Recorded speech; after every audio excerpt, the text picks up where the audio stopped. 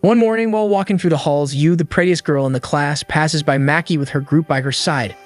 Umi, the second prettiest girl, turns her head and quietly smiles at Maki. Maki looks at his phone where they chat, hiding their friendship. During his first day of class, Miki, their new homeroom teacher, introduced herself to everyone. She then handed out sheets of paper and asked the students to write down their personal profiles. The moment he received the paper, Maki was reminded why he truly disliked spring. After collecting the completed sheets, Miki randomly selected one so the class could begin introducing themselves. Unfortunately, it was Maki's sheet. He nervously stood up from his seat as Miki began reading aloud the information he had written. When she asked how he liked to spend his weekends, he admitted that he looked forward to them, because his mother was usually out of the house. That meant he could play video games on the big screen and order whatever food he wanted. Miki then tried to get him to share what types of movies he enjoyed watching.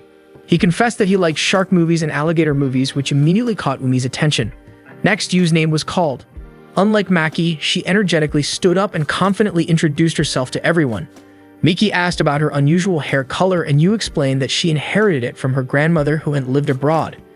She also shared that she had previously attended an all-girls middle school but decided to transfer to a co-ed high school for a change of pace alongside her best friend. As she said this, she suddenly wrapped her arms around Umi, making it clear that Umi was the friend she had been referring to. Yu then tried to encourage Umi to introduce herself next, and the teacher agreed to let her go ahead. Umi calmly stood up and introduced herself as Yu's former classmate. She even mentioned that since they were classmates again, she hoped everyone would kindly look after Yu in her place. Yu immediately complained that Umi had made her sound like an abandoned dog. From his seat, Maki overheard several boys whispering about how cute both Yu and Umi were. Listening to their comments, he quietly realized that these two girls would likely become the highlight of the class. Later during lunch, Yu and Umi quickly blended in with their new classmates, while Maki slipped outside to eat his lunch alone. As the days passed, Yu and Umi gradually assimilated into their social circles. Meanwhile, Maki continued spending most of his free time at home. After class, Maki quietly lamented how much he truly wanted a friend. Still, he tried to convince himself that he was perfectly fine on his own. By the end of the week, Yu and Umi chatted cheerfully at Umi's desk. Maki was in his seat scrolling through his phone when he overheard a group of boys from his class comparing Yu and Umi. Meanwhile, Umi politely rejected Yu's invitation to hang out, explaining that there was a movie she wanted to watch. Yu immediately tried to insist that she could come along and watch it, but her enthusiasm faded when Umi showed her the poster of the movie. Yu attempted to hide her reaction, but Umi already knew Yu would probably find the movie boring, which was exactly why she had decided to watch it by herself. As the two girls walked past him, Maki caught a glimpse of the movie poster on Umi's phone. He kept quiet while they were still in the classroom, but after they left, he found himself thinking that Umi's taste in movies was good. On his way home, Maki noticed a group of friends. Watching them made him wonder what it felt like to have some. He stepped into a nearby video rental shop to look for a movie to watch. He first picked up an old zombie film, but soon decided against it and moved to another rack. His hand accidentally bumped into someone else. He quickly apologized, and it was only when the other person began speaking that he realized it was Umi. Umi commented that this was the first time they had actually spoken to each other, even though they had been classmates since the start of spring. Trying to deflect the conversation, Maki mentioned that he had assumed she already had plans for the day. His comment amused Umi, and she playfully teased him for eavesdropping. Maki immediately apologized, but Umi reassured him that she had only been joking. She admitted that they had been speaking loudly anyway and even offered a light apology on Yu's behalf. Even so, Maki insisted that he was the one at fault for listening in. That was when Umi revealed that her real goal that day had actually been to find a chance to talk to him. To prove her point, she showed him her profile sheet from their first day of class.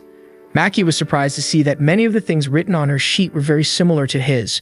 However, Umi confessed that she had not written those answers on the first day. Instead, after hearing Maki introduce himself, she realized that she could relate to him more than she expected. She then asked which movie he would recommend to her. Maki humored her by choosing one of his personal favorites. Umi laughed when she saw the cover, clearly amused by how the piranhas were depicted as fierce man-eaters. She commented that the design was very effective at grabbing attention. As their conversation continued, Maki gradually felt himself becoming more comfortable talking with her. She later mentioned that she had enjoyed watching Kung Fu Shark, which immediately impressed Maki since he liked that movie. That's when he became friends with Umi. At present, Umi arrives at his apartment looking completely at ease as she casually sets down the snacks she bought along the way. She immediately asks what he ordered for dinner. Maki begins reciting the order, with Umi confidently guessing at the same time.